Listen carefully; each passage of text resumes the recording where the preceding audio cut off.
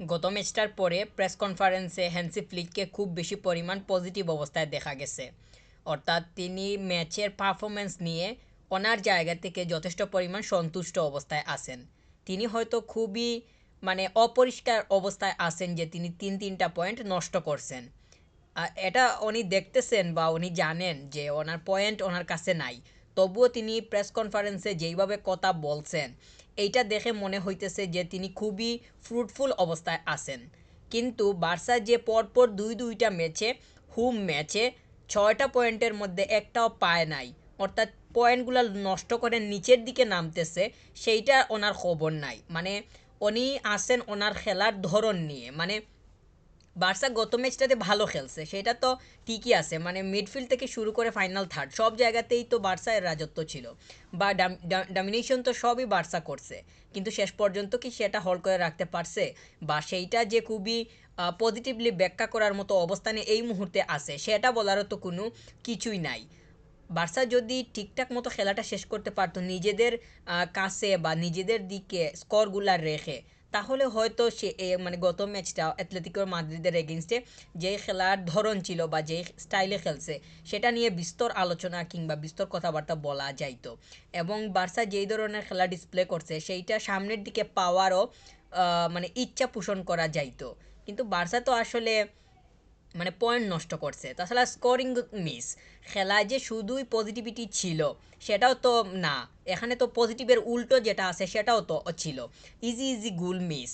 Raphinha এর chip যে গুলটা করছে সেটা ক্রস পোস্টে লেগে ওইটা আবার ব্যাক হয়ে আসছে, কিন্তু ওইটা যদি সে আরও রেসপন্সিবল অবস্থায় থেকে ওইটা যদি খেলতো, তাহলে ওইখান থেকে স্কোর নিশ্চিতভাবে আসার সম্ভাবনা থাকতো। কিন্তু ওই বলটা সে নেট টাচ করতে পারে নাই। এই জায়গাতে তো আসলে রাফিনহা এভাবে করবে সেটা আসলে তখনই বিশ্বাস করার মতো ছিল না। তো এই এই এটা কি হ্যান্সি ফ্লিক তিনি দেখেন নাই? আর রবার্ট লেভানডস্কি তো গোল মিস করছে, সেটা কি তিনি দেখেন নাই? ফেরমিনো তো গোল মিস করছে, তিনি কি কানা? তিনি কি চোখ কি তা ওনার সাথে ছিল না? এগুলা দেখেন নাই? এগুলা দেখার পরেও উনি কীভাবে প্রেস কনফারেন্সে এসে বলতেছেন যে উনি পজিটিভ, বা ওনার খেলার ধরন ওনার কাছে ভালো, বা ওনার টিম ঠিকঠাক ছিল। তো টিমের খেলা বার্সা খেলতেছে, বার্সা খেলবে বার্সার মতো, আর উনি এই বিষয়গুলো নিয়েই সন্তুষ্ট থাকতেছেন। আসলে আমার বুঝে আসতেছে না যে হ্যান্সি ফ্লিকের মেন্টালিটি আসলে কোন দিকে যাইতেছে, নিচের দিকে নামতেছে নাকি উনি আগের মতোই আছেন।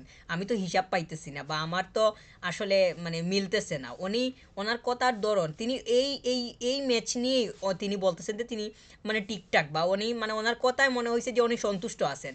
কিন্তু উনি তো আসলে উনি তো অনেক বেশি আমার কাছে মনে হয় যে ওনার অন্যরকমভাবে কথা বলা দরকার ছিল, বা উনি এক্সপ্রেশনগুলা ওনার পজিটিভ তো পজিটিভ থাকবে ঠিক আছে, কিন্তু সন্তুষ্ট অবস্থায় আছেন এইরকম এক্সপ্রেশন ওনার থাকাটা যে দরকার ছিল, বা এরকমটা আসলে না হইলেও পারতো।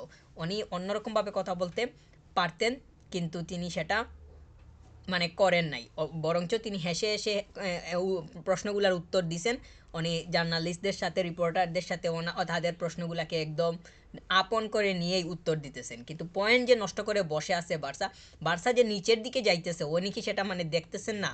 ওনার কি চশমা প্রয়োজন কিনা সেটাও একটা বিষয়। ওনার তো আসলে আরও বেশি পরিমাণ রেসপন্সিবল হওয়া দরকার।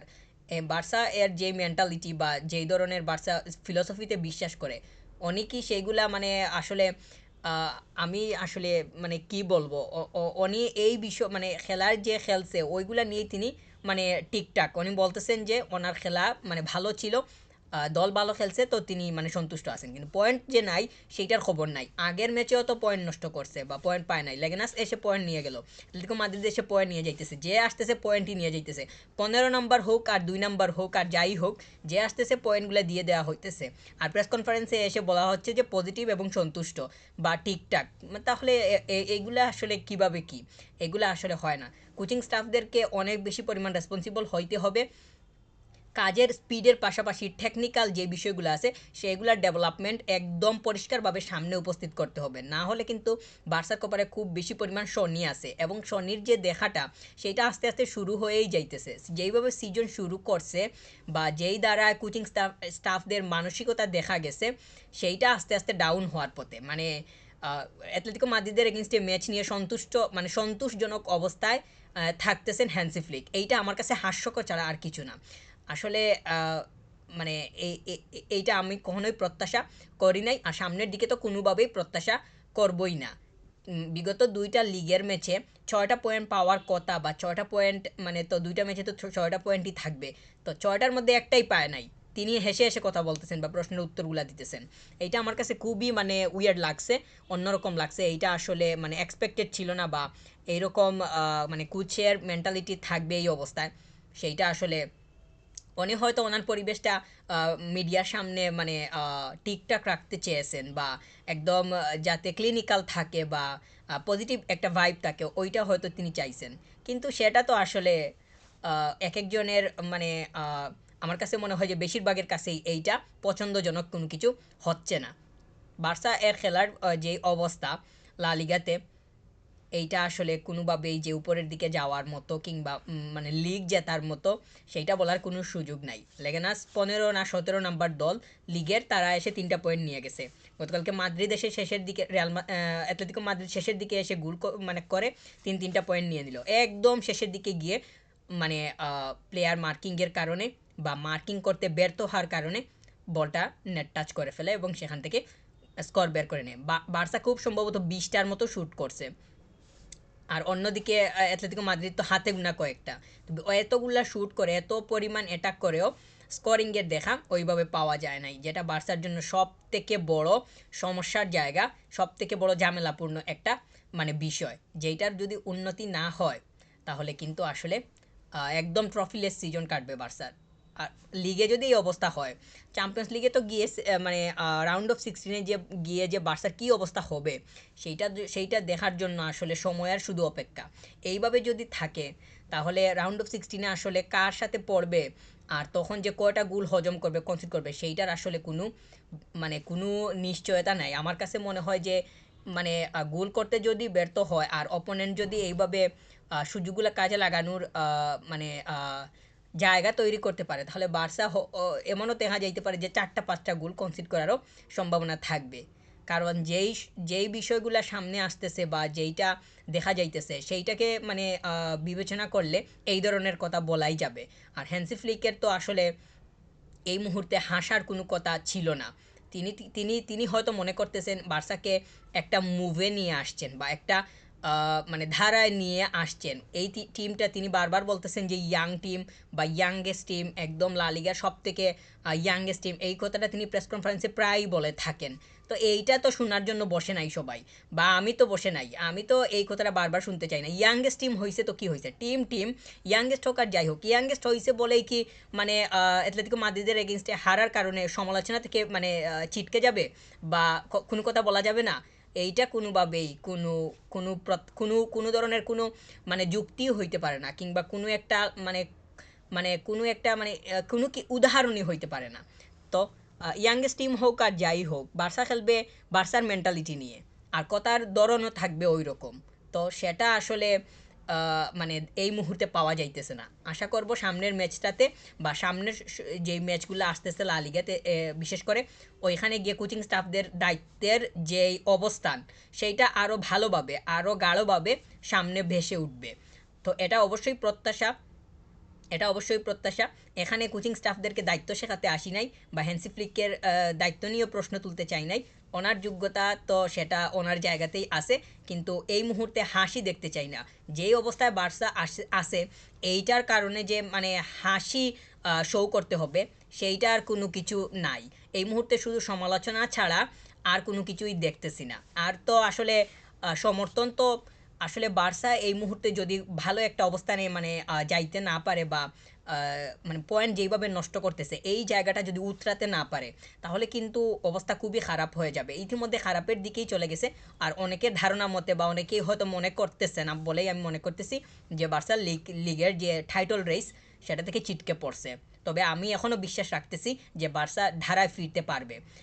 বার্সা কিন্তু সিজনের শুরু থেকে এই যে এখন যে অবস্থানে আছে, এখন পর্যন্ত কিন্তু মানে খারাপ কিন্তু মানে করে করে যে আসছে সেটা না, ওভারঅল কিন্তু ভালো। ওভারঅল বলতে বিগত ম্যাচগুলোতে বা বিগত বেশ কিছু ম্যাচ থেকে বার্সা পয়েন্ট মানে পাক্কা পয়েন্টগুলো বের করে নিতে পারতেছে না কিংবা ব্যর্থ হইতেছে। তো এই হইতেছে সমস্যা। কিন্তু বার্সা কিন্তু লিগের মানে টেবিল টপে ছিল, সেটা আপনারা জানেন, বেশ কিছুদিন ওইখানেই ছিল। তো ওইখানে আসার পেছনেই তো পয়েন্ট নিতে পারছিল বলেই তো আসছে। তো ওইটার দেখা তো এখন পাইতে হবে। তো এখন খারাপ সময় কিংবা এখন যেইভাবে বার্সা মানে আগাইতেছে, এটা তো কোনোভাবেই যে স্মাইলি ফেস নিয়ে ব্যাখ্যা করার মতো কোনো অবস্থা সেটাও তো মনে করতেছি না। হ্যান্সি ফ্লিকের মুখ বন্ধ করা দরকার, মানে হাসার কোনো কিছু নাই, হাসি মুখ দেখতে চাই না। ভালো একটা কাজ করতে হবে, একদম দায়িত্বের পরিচয় দিতে হবে ওইভাবে, যাতে করে বার্সা একটা ভালো ট্রেকে আসতে পারে এবং লিগ জেতার জন্য অন্ততপক্ষে ফাইট দেওয়ার মতো মেন্টালিটি শো করতে পারে মাঠের মধ্যে। অ্যাটলেটিকো মাদ্রিদের এগেনস্টে খেলা ভালোই হয়েছে। যদি বার্সা মানে ফিনিশিং করতে পারতো তাহলে স্কোর দেখা যেত যে 4 থেকে 5টা হইলেও হইতে পারতো। তাহলে স্কোরিং তো করতে পারে নাই। এতগুলা শ্যুট করে, প্রায় 20টার মতো শ্যুট করে নেট টাচ করছে মাত্র একটা, আর খবর নাই। তাহলে কিভাবে হইলো? এখানে তো ইজি ইজি মানে একদম যে এক্সপেক্টেড গোলের যে রেশিওটা, এটাও তো বার্সার দিকে অনেক বেশি পরিমাণ ভালো। আর দিয়াগো সিমিউনে তিনি প্রেস কনফারেন্সে, অর্থাৎ ম্যাচের আগের প্রেস কনফারেন্সে তিনি বলছেন যে মানে উনি হাস্যরসাত্মকভাবেই বলছেন বা অনেক ওনার নিয়েই বলছেন যে বার্সার এগেনস্টে তিনি অ্যাটাক করবেন না। তো তারা তো সেই এটা তো মোটামুটি একদম ক্লিয়ারই ছিল, তারা অ্যাটাক তো করেই নাই, তারা শুধু কাউন্টারগুলা দেখে দেখে আগাইছে। আর ওইখানেই তারা সফল, শেষের দিকে গিয়ে তো তারা তাদের কাজটা করে ফেললো। তো মার্কিংয়ে ঠিক নাই, স্কোরিংয়ে ঠিক নাই। বার্সা এর সামনে ফাইনাল থার্ড থেকে যে গোল আসতেছে ওইভাবে বের হয়ে, সেটারও ঠিক নাই। তাহলে এইগুলা যে এত সমস্যা, এগুলা কি কোচিং স্টাফরা দেখতেছে না? তারা কি মানে এগুলা জানে না? তো আমার কাছে মনে হয় যে এই জায়গা থেকে কীভাবে উন্নতি করা যায় এই বিষয়গুলা, সেইটা নিয়ে মানে কাজ করা দরকার। বুড়ি বুড়ি অ্যাটাক করা হইতেছে, যেই টিমের এগেনস্টে খেলতেছে এক এক দ্বারায় অ্যাটাক করেই যাইতেছে অ্যাটাকগুলো যে ফিরে আসতেছে, কাউন্টারগুলো কিভাবে বাঁচানো যায়, ম্যান মার্কিংগুলা সেগুলো তো সঠিকভাবে করা দরকার। একটাতে ভুল হলেই তো 3টা পয়েন্ট নাই, গত ম্যাচটাতে তো তাই হইলো। শেষের দিকে গিয়েই তো একটা কাউন্টার মানে শেষের দিকে হইলো, ওইটাতেই তো তারা সফল, ওইটাই তো ম্যান মার্কিং করতে পারে নাই। তাহলে কিভাবে হইলো? জায়গা মতো তো আসলে মানে আসতে হবে, বা একদম যে জায়গাতে মানে টাচ করা দরকার ওই জায়গাতেই তো টাচ করতে হবে। তো সেই জায়গাতেই তো বার্সা ব্যর্থ। তো এত এত গত ম্যাচটাতে তো এটিএমকে তো বার্সা পুরাই ডমিনেট করছে। ওরা তো নিজেদের জায়গায় দাঁড়াতেই পারে নাই, টিম ওয়ার্ক বার্সা করছে, কম্বিনেশন ভালো ছিল, কানেকশন ভালো ছিল, প্রত্যেকটা পজিশন থেকে আউটকাম বের হয়ে আসছে, সেটা দেখা পাওয়া গেছে। কিন্তু স্কোরিংটা হয় নাই।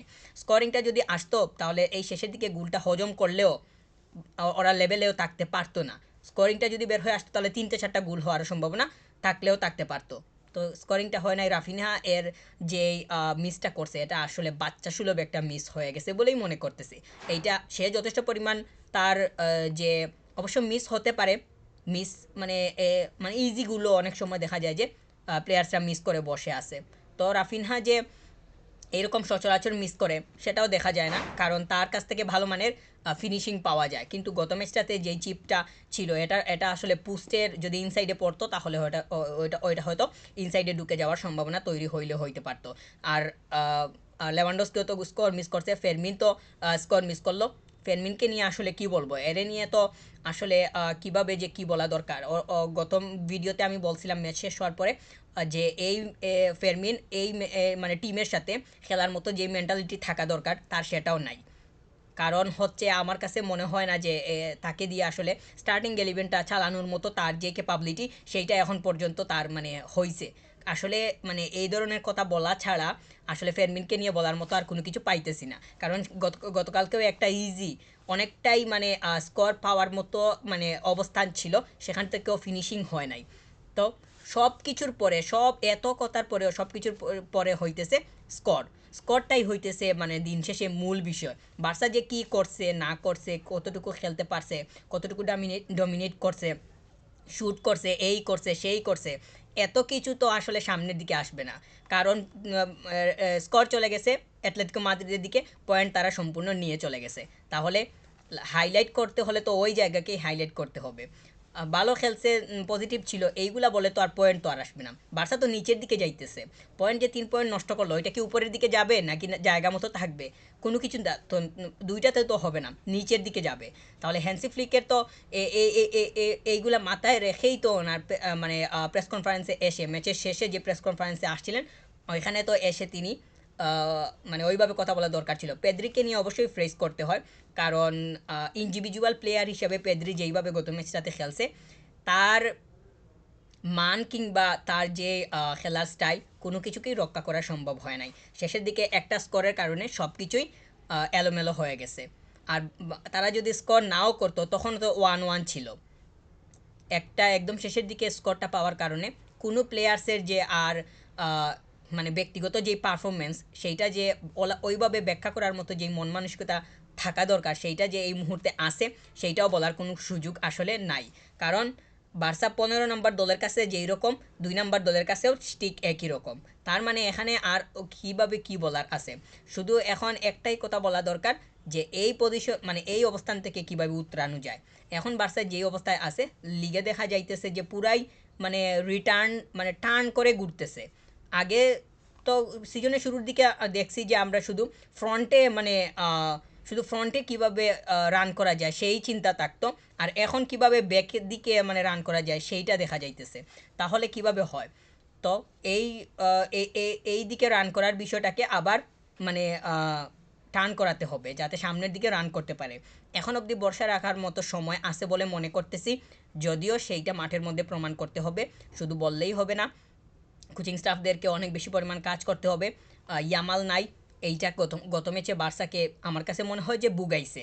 তবে মানে ওইভাবে যে মানে বুগাইছে সেটাও না, কারণ যথেষ্ট পরিমাণ অ্যাটাক হয়েছে, যথেষ্ট পরিমাণ ফাইনাল থার্ডে বল পাইছে খেলার জন্য, স্পেস পাইছে, সব কিছুই ছিল, কিন্তু স্কোরিংটা বের করে নিতে পারে নাই।